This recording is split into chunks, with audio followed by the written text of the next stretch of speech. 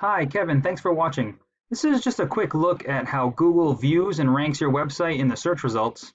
So by knowing how the program works, you can use it to your advantage to increase your traffic to your site by getting to the first page of search results. So that way you're the first click and the first call when somebody's looking for services in your area. So I've got your website pulled up here. I like the design. It's got some interactive buttons so that way customers can get in touch with you. It's showing real file photos, not just something that got pulled off the internet, so people can actually see the quality of your work. As far as Google is concerned, it's going to rank your website using two different factors. The first is the content. Now, the layout doesn't matter. Google's just going to come in and count all the words on the page. It's looking for about 1,000 to 1,500 words at a minimum because it assumes that the more text you have on the page, the more of an expert you are in your field. Now, while it's counting the words, it's also looking for keywords, which would be anything that somebody would type into search results, which is usually like a service that you offer and then the area that you offer it in. Now, this is where the number of words on the page really comes into play because you're only allowed to have one keyword for every 100 to 150 words of text.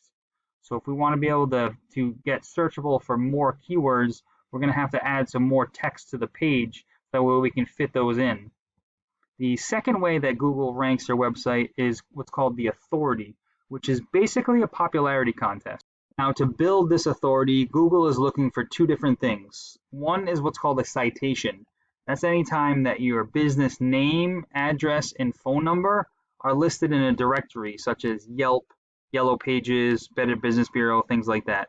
All these directories are usually free to get into. It just takes some time to find them, register, and then input all your business information. You just want to make sure that it's the exact name, address, and phone number that you're using in Google. Now, the second part of the authority is what's called a backlink, which is when another website links or refers back to yours, and then it acts as an endorsement for Google to build trust by others vouching for you. So it's almost the same as, say, a customer review. If you had 1 or 100 or 1,000 reviews, that would really show customers how much faith they have in your business.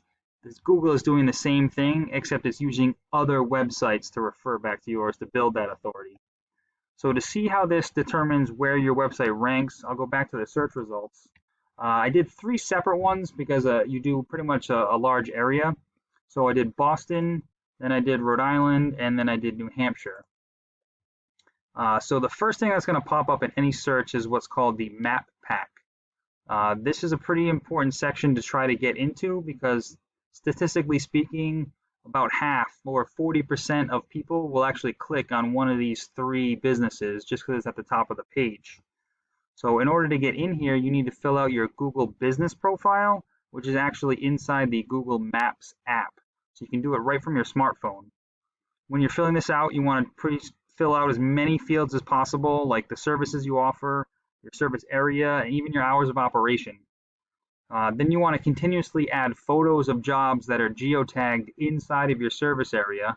You want to have as many customer reviews being posted as possible. And then you want to get all those citations, the directories of your name, address, and phone number as possible, so you can have more of them than anybody else. So that'll get you to the top of this list. Then underneath that map is what we call the organic search results. This is where the higher the authority or the more trust Google has in your site, the higher up on the list that you're going to rank. So to demonstrate this, I put your website into this tool that I use. It basically shows me what Google sees when it crawls your site for both the content and the authority that it uses to determine where you rank. So as you can see here, you've got 13 websites that are referring and linking back to yours. To kind of give you an example, if a news organization such as like Channel 10 News put up on their website top 10 roofers in the Boston area, and inside that article there was a clickable link that some of the readers could click on and it would bring them to your website, that would be considered one backlink from one referring domain. Just by comparison, if we go to the Boston area, Boston is a pretty tough market, I'm not going to lie. So this gentleman is the first in the organic listing. He's got 242 websites referring back to them. If we go down to Rhode Island, it's a little bit less competitive. They've only got 45, and then New Hampshire is pretty similar at 38. So honestly, these numbers are pretty easy to match, considering where you're at right now. Something to keep in mind though, it's not just the matter of quantity, it's also the quality of the link, the quality of the website that refers back to you. So for instance, if you had Pizza Hut referring back to your website, Google obviously knows that you're in construction, you're not making pizzas, so that link wouldn't give you any more authority because it's not relevant to your industry. Now, if we look at the keywords that you're being found for on the website, you can also see the volume, which is the number of times that word or phrase is being searched per month. So this is where we would want to do some research to find all the most popular searches and make sure that we have those keywords on your site. We'd probably have to add some text so that way we could fit more keywords so it could be found for more. But just to show you how this works, let's see, just Boston siding. So 100 people are searching for Boston siding per month. And right now you're 44th on the list. So you're like 4.5, 5 pages down in Google. Nobody's seeing that. But if you were on the first page, 100 people would be searching and they would see your website. Let's be real conservative here and say only 10% of those actually click on your website and give you a call. So that'd be 10 people calling you per month.